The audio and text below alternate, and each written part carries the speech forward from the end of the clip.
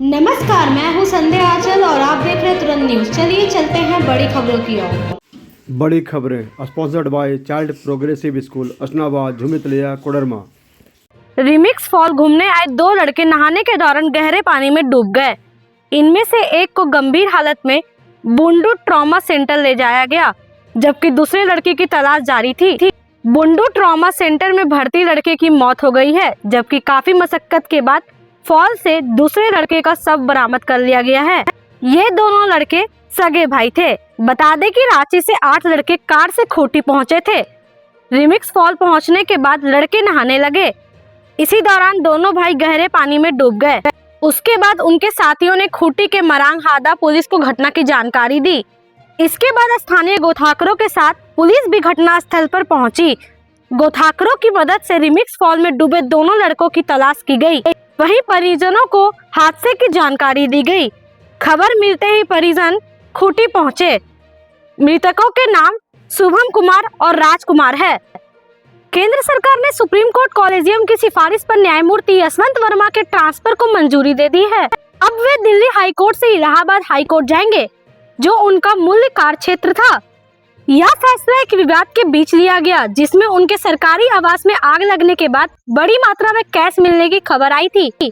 अब वे Allahabad high court में जज के रूप में कार्यभार संभालेंगे।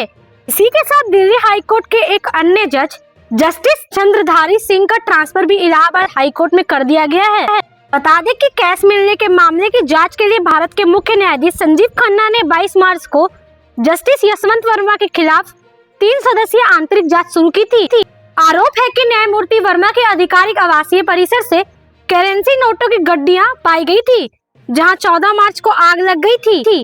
नोटों की ये गड्डियां आग बुझाने वाली फायर ब्रिगेड की टीम ने स्टोर रूम में देखी थी। आग की चपेट में आने से बहुत सारे नोट जल गए थे। दोस्तों, अभी शादियों का सीजन चल रहा है और कुछ लोग मुझसे झुमरीतिला में pocket friendly banquet and hotels के बारे में पूछे थे। तो चलिए आज मैं आपको बताता हूँ इस बैंक्वेट हॉल के बारे में, जिसका नाम है सगुन बैंक्वेट एंड होटल। यहाँ आप किसी भी प्रकार के बुकिंग्स करवा सकते हो, जैसे कि wedding functions like reception, ring ceremony, marriage functions like haldi and mehndi, anniversary, birthday celebration, exhibitions, corporate events. Delhi police ने शुक्रवार को अदालत को सूचित किया है कि पूर्व मुख्यमंत्री अरविंद केजरीवाल और अन्य के खिलाफ एफआईआर दर्ज की गई है। ये मामला 2019 में राष्ट्रीय राजधानी में सार्वजनिक धन के कथित दुरुपयोग और बड़े होल्डिंग्स लगाने से जुड़ा है। दिल्ली पुलिस ने ये जानकारी अतिरिक्त मुख्य न्यायिक मजिस्ट्रेट नेहा मित्तल के समक्ष दायर अपनी अनुपालन रिपोर्ट में दी है।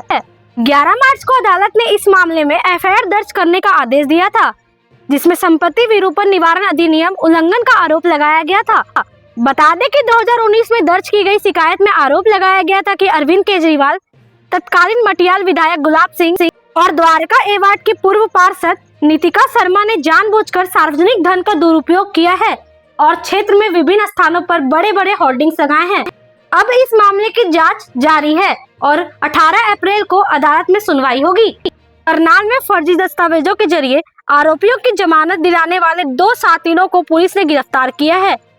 ये आरोपी अदालत में फर्जी आईडी पेश कर अब तक 7 से 8 आरोपियों को जमानत दिला चुके थे। सिविल लाइन थाना प्रभारी श्री भगवान ने बताया कि पुलिस को गुप्त सूचना मिली थी कि करनाल की अदालत में फर्जी आईडी के जरिए जमानत ली जा रही है।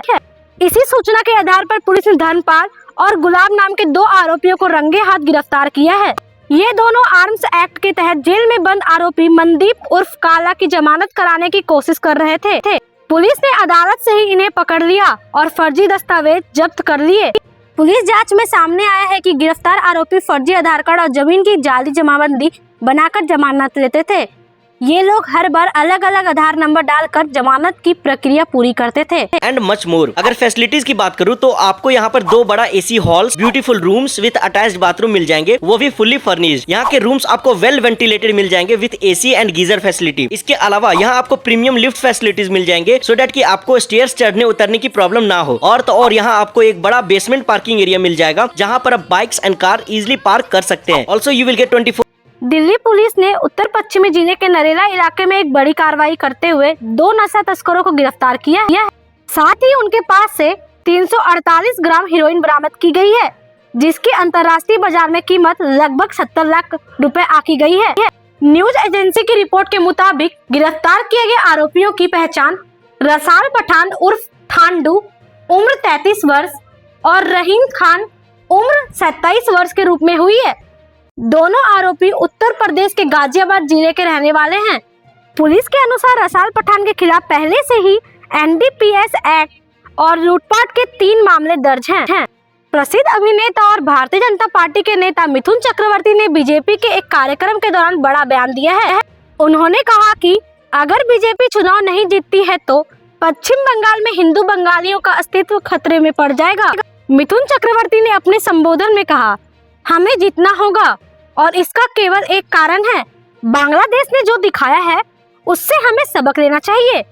अगर हम नहीं जीते तो पश्चिम बंगाल में हिंदू बंगाली नहीं बचेंगे।